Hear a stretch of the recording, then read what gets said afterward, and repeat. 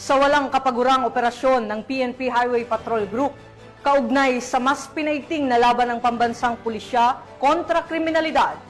Dalawang sospek sa kasong karnaping at pamemeke ng mga dokumento ng motorsiklo ang matagumpay na nahuli ng PNP HPG sa barangay Pulong Bulo, Angeles City, Pampanga. Patrolman Mark Roland Feliciano sa report. Ang dalawang suspek sa kasong karnaping at estapa nasangkot din sa pamemeke ng mga dokumento ng motorsiklo sa barangay Pulong Bulo, Angeles, Pampanga. Ito'y bunga ng walang kapagurang operasyong isinasagawa ng HPG upang masakote ang mga taong may pananagutan sa batas. Pinangunahan nga ng HPG Pampanga ang nasabing operasyon sa pangunguna ng kanilang team leader na si Police Major Alan A. Morales. Magandang araw po sa ating lahat.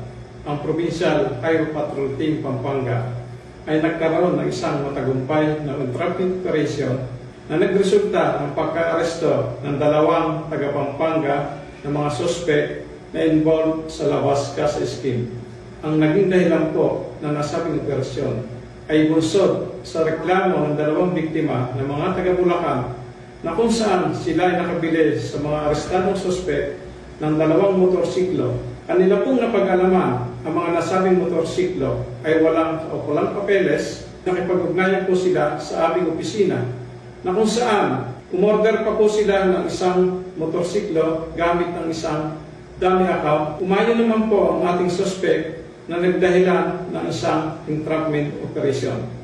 Ugaliin po natin sana na bago po tayo bumili ng mga segunda manong motorsiklo o sasakyan, ay huwag po tayong maingganyo sa murang halaga. Ugaliin po natin na makipag-ugnayan at lumapit po tayo sa pinakamalapit na himpilan ng Highway Patrol Group upang masiguro po natin na ang ating bibilhing segunda-manong motorsiklo o sasakyan ay hindi involved sa anumang illegal na pinaggalingan. Kinilala ang mga sospek na sina alias Chris, 29 na taong gulang at Kenny, 32 taong gulang na parehas na taga San Fernando, Pampanga. Binasahan sila ng kanilang karapatan sa salitang kanilang nauunawaan at ngayon ay nasa kustodiya ng HPG Pampanga para sa dokumentasyon at tamang disposisyon habang inihahanda ang naaangkop na kaso laban sa mga ito. Sa anumang katanungan, reklamo o impormasyon, ang himpilan ng Highway Patrol Group ay palaging bukas upang kayo'y tulungan. Kami ang Guardian of the Highway, ang kakampi nyo sa kalsada na patuloy na magbibigay ng serbisyong HPG dahil dito sa ating bagong Pilipinas, ang gusto ng pulis, ligtas ka.